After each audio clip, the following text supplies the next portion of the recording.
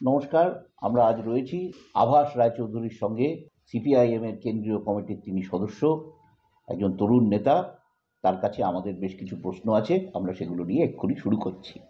লক্ষ্মীর ভাণ্ডারের বা এরকম ধরনের সরকারি যে সমস্ত প্রকল্পগুলো হচ্ছে, এর পাল্টা কোনো স্ট্র্যাটেজি কি আপনারা নিতে পারবেন বা ভাবছেন?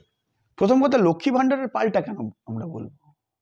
লক্ষ্মী ভাণ্ডার তো এটা ঘটনা যে পশ্চিমবঙ্গের কিছু গরিব মানুষের কাছে ডাইরেক্ট পয়সা পৌঁছচ্ছে, এবং এইটা মমতা বন্দ্যোপাধ্যায়ের আলাদা কৃতিত্ব না। উনি হয়তো নামটা এবং খেয়াল করে দেখুন, এই যে লক্ষ্মীর ভাণ্ডার, গত কয়েকটা বছর ধরে, আমি যদি ভুল বলতো, প্রথম দিকে উনি শুধু ওনার নামটা সই করতেন, এখন আবার ব্যানার্জি যুক্ত করে ফেলেছেন। এই গত কয়েকটা বছর ধরে খেয়াল করে দেখবেন যে টার্মিনোলজি, আজকের রাজনীতিতে না টার্মিনোলজিটা খুব ইম্পর্টেন্ট, যেটা আজ থেকে 20 বছর আগে ছিল না।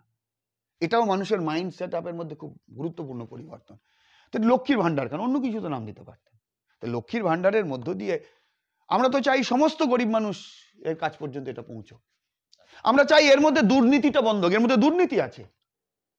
কার প্রয়োজন? যার ঘরে আয় নেই তার প্রয়োজন।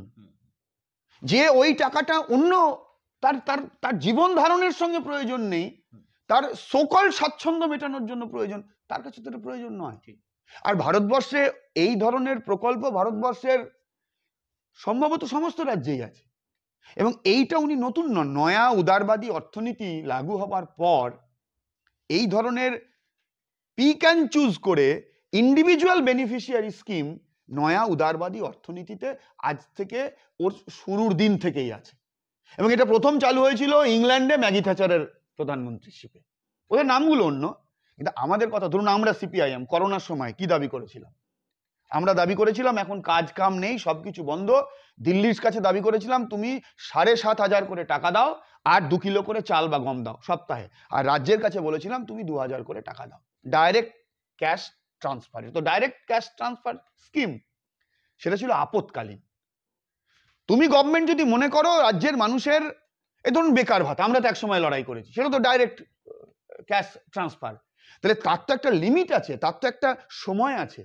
একটা গভর্নমেন্ট যদি গ্রাম শহরে স্থায়ী সম্পদ তৈরি না করতে পারে, একটা গভর্নমেন্ট যদি কৃষিক্ষেত্রে আয়ের রাস্তা নিশ্চিত করতে না পারে, শিল্প স্থাপন করে যদি কলকারখানা তৈরি করে রোজগারের ব্যবস্থা না করতে পারে, সরকারি শূন্য দপ্তরগুলোতে যদি নিয়োগ না করে, যদি মানুষের কেনার ক্ষমতার পরিবেশ তৈরি না করে, তাহলে অর্থনীতি সিঙ্ক করে যাবেই। এইটা ক্ষতিকর দিক। তাই আমরা বলেছি সামাজিক যে সমস্ত, আপনি বললেন তার কাউন্টার, আমি কাউন্টার কথাটা বলছি না। সামাজিক প্রকল্পগুলো সম্পর্কে আমাদের স্পষ্ট এবং স্বচ্ছ দৃষ্টিভঙ্গি যে শুধুমাত্র এই ইন্ডিভিজুয়াল বেনিফিশিয়ারি স্কিম, নির্দিষ্ট কিছু স্কিমের মধ্য দিয়ে আপৎকালীন একটা ব্যবস্থা করা যায়। একটা সেই আপৎকালীন সময়টা 2 মাস, 3 মাস, 4 মাস, 5 মাস, 6 মাস, 1 বছর, 2 বছর, 5 বছর কি হবে সেটা বলতে পারি না, depends on that particular concrete condition. কিন্তু তার সঙ্গে সঙ্গে অর্থনীতির এবং উৎপাদনের এবং রোজগারের একটা স্থায়ী কিন্তু দিশা দেখানো প্রয়োজন। ওইটা না করে শুধু এইটার উপর থাকলে পরে কিন্তু আজকে মনে হচ্ছে এটা খুব দারুণ ব্যাপার, কিন্তু ভবিষ্যতে ইতিহাস ক্ষমা করবে না। তাই সামাজিক স্কিমগুলো থাকুক, সামাজিক স্কিমগুলো আরো উন্নত করুক। কেন 1,500 টাকা? গোয়াতে গিয়ে উনি বললেন 5,000 করে লক্ষ্মীর ভাণ্ডার দেবো, আর কারণ ওখানে জানতেন জিতবেন না। আর পশ্চিমবাংলায় উনি বললেন 1,500 দেবো, আপনি দেখবেন সামনে নির্বাচনকে কেন্দ্র করে আরো 400-500 টাকা বাড়িয়ে দেবে। আমি বলছি সামাজিক স্কিম থাকুক, সেটা মানুষের প্রয়োজন ভিত্তিক। আচ্ছা, সাইকেল তো বুদ্ধদেব সময় দেওয়া হয়েছে। এই যে বিভিন্ন ধরনের, এখন নিশ্চয়ই আপনি জানেন, এটা আমার বলা উচিত নয়, আদিবাসী ছাত্রছাত্রীদের, শিডিউল কাস্ট ছাত্রছাত্রীদের হোস্টেল স্টাইপেন্ড বন্ধ হয়ে গেছে। বিভিন্ন সামাজিক প্রকল্প, শ্রমিক অসংগঠিত ক্ষেত্রে শ্রমিকদের অনেক গাল ভরা নাম এসছে, কিন্তু সেগুলো পুরনো প্রকল্পগুলো বন্ধ হয়ে গেছে। তাহলে এর একটা থরো রিভিউ প্রয়োজন, এটা উন্নত করা প্রয়োজন, এবং সব থেকে বড় কথা, এটাকে কেন্দ্র করে যে সীমাহীন দুর্নীতি চলছে, আবাস যোজনার প্রকল্পের দুর্নীতিদের সঙ্গে যুক্ত করা যায়। 100 দিনের কাজে কমিশন খেয়ে নেওয়া তো এর একটা বিষয়, তাহলে সেইগুলো বন্ধ হোক। আর এই দুর্বলতর অংশের মানুষকে সামাজিক সুরক্ষার আওতারভুক্ত করা হোক। তার সঙ্গে সঙ্গে স্থায়ী কর্মসংস্থান, স্থায়ী অর্থনৈতিক উন্নয়নের দিশা যদি সরকার দেখাতে না পারে, তাহলে ইতিহাস কখনো এদেরকে ক্ষমা করবে না। আমরা বামপন্থীরা কখনো আপৎকালীন বা আপাত লাভের জন্য আমরা সরকার চালাই। আমি শুরুতেই তো আপনাকে বললাম যে যখন আমাদের ধারণা ছিল গভর্নমেন্ট যে কোনো দিন ভেঙে দিতে পারে, তখন আমরা কিছু রিলিফের জায়গায় গেছিলাম, যেমন ৭৮-এ কাজের বিনিময়ে খাদ্য প্রকল্প, আপনি খেয়াল করে দেখুন। কিন্তু তারপর যখন দেখা গেল যে মানুষ বারে বারে আমাদেরকে সরকারে ১০০ দিনের প্রকল্পটাও তো তাই ছিল। হ্যাঁ ১০০ দিনের প্রকল্পও কিন্তু ওই কাজের বিনিময়ে খাদ্য প্রকল্পর একটা Modified হ্যাঁ, একটা। এবং এটাও কিন্তু মনমোহন সিং এর প্রথম ইউপিএ গভর্নমেন্টকে আমরা যে সাপোর্ট দিয়েছিলাম কমন মিনিমাম প্রোগ্রামের ভিত্তিতে, তার কিন্তু প্রধান জায়গা ছিল এইটা। ১০০ দিনের কাজে পশ্চিমবাংলা একসময় আমরা সামনের দিকে ছিলাম, ত্রিপুরা ফার্স্ট হয়েছিল। আর আজকে ১০০ দিনের প্রকল্পের দুর্নীতি, এরা দুর্নীতি করেছে, দিল্লি বলছে দুর্নীতি করেছে টাকা দেবো না, আর এরা বলছে দিল্লি তুমি আমার টাকা দিচ্ছ না। তাহলে দুর্নীতিগ্রস্তদের বিরুদ্ধে দিল্লি ব্যবস্থা নিল না, অথচ এই দুর্নীতির সুযোগকে ব্যবহার করে ১০০ দিনের মতো কাজের প্রকল্প, যা গ্রাম বাংলার খেটে খাওয়া গরিব মানুষের একটা জায়গা ছিল, সেটা আজকে বন্ধ হয়ে গেছে। তাহলে এইটা হলো দৃষ্টিভঙ্গির জায়গা। মমতা আর অভিষেকের দ্বন্দ্ব এখন দেখা যাচ্ছে প্রকাশ্যে। না না, ওগুলো ফালতু কথা, ওগুলো একদম মিডিয়ায় তৈরি করা, ঠিক আছে। মূল এজেন্ডা থেকে মানুষের দৃষ্টিভঙ্গি ঘুরিয়ে নেওয়ার জন্য এইটা হলো ব্যাপার। ওরা সবাই জানে ওটা প্রাইভেট কোম্পানি, তৃণমূল কংগ্রেস। ফিরহাদ হাকিম এক সবাই গিয়ে বলছেন যে মুসলিমরাই একদিন সংখ্যাগরিষ্ঠতা হবে, মানে সংখ্যাগরিষ্ঠ হবে আর কি। তো বিজেপি হিন্দুত্ব তাস খেলছে বলেই কি তৃণমূল এটা একটু বেশি বেশি করে করার চেষ্টা করছে? ফিরহাদ বাবুর এই মন্তব্য আমি শুনিনি, মিডিয়ায় দেখেছি। ফিরহাদ বাবুর এই মন্তব্যে সবচাইতে খুশি কে হয়েছে? সব থেকে খুশি হয়েছে আরএসএস বিজেপি। আরজি করকে কেন্দ্র করে গোটা পশ্চিমবাংলায় গণ আন্দোলনে মানুষ হাজির হচ্ছেন, সরকারের বিরুদ্ধে একটা তীব্র মনোভাব তৈরি হচ্ছে। দমন পীড়ন হুমকি থ্রেট কালচারেও যখন মানুষ ঘরে ঢুকছে না, সেই সময় তাকে বাঁচানোর জন্য তো আরএসএস এর প্রধান মোহন ভগবত সমস্ত পর্দা উঠিয়ে দিয়ে রাজ্যে নেমেছিলেন।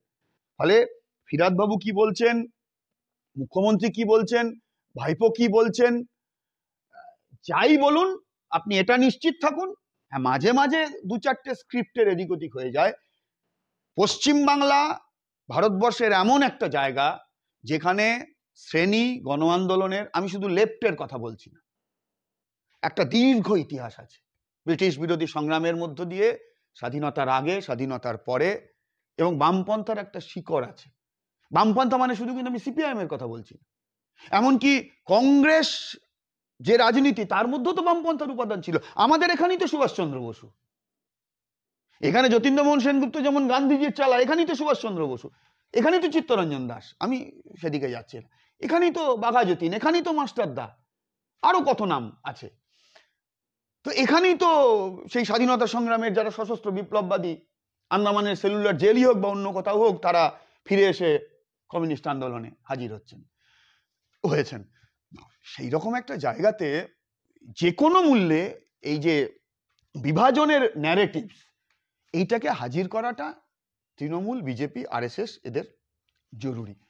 ফলে এরা যে যাই মন্তব্য করুক না কেন, আপনি স্থির নিশ্চিত থাকুন সেটা স্ক্রিপ্টেড মন্তব্য, নাগপুরের স্ক্রিপ্ট করে দেওয়ার মন্তব্য। এবার যে প্লেয়ার, যে অভিনেতা যত দক্ষ, সে তার স্ক্রিপ্টটাকে তত রিয়েলিস্টিক করে হাজির করে, আর যে যতটা অদক্ষ ততটা ধরা পড়ে যায়। মুখ্যমন্ত্রী তো আরএসএস এর স্ক্রিপ্ট ভিত্তিতে চলেন, এবং এই যে ইন্ডিয়া যে ফরমেশন, ইন্ডিয়া ফরমেশনে উনি যে সবচাইতে অনির্ভরযোগ্য, আজকে সারা ভারতবর্ষের ইন্ডিয়ার সবাই তো জানে। ওর সঙ্গে এখন শক্তি আছে পার্লামেন্টে, এটাই ওর এখন জায়গা। কিন্তু ওর চরিত্র, ওর রাজনৈতিক চরিত্র, ওর রাজনৈতিক উত্থান, ওর রাজনৈতিক দর্শন, দুধকে দুধ পানিকে পানি। নমস্কার, আমরা এতক্ষণ ছিলাম সিপিআইএম এর কেন্দ্রীয় কমিটির সদস্য, তরুণ নেতা আভাস রায়চৌধুরীর সঙ্গে। আমাদের বেঙ্গল পলিটিক্সকে সাক্ষাৎকার দেওয়ার জন্য আপনাকে অনেক ধন্যবাদ।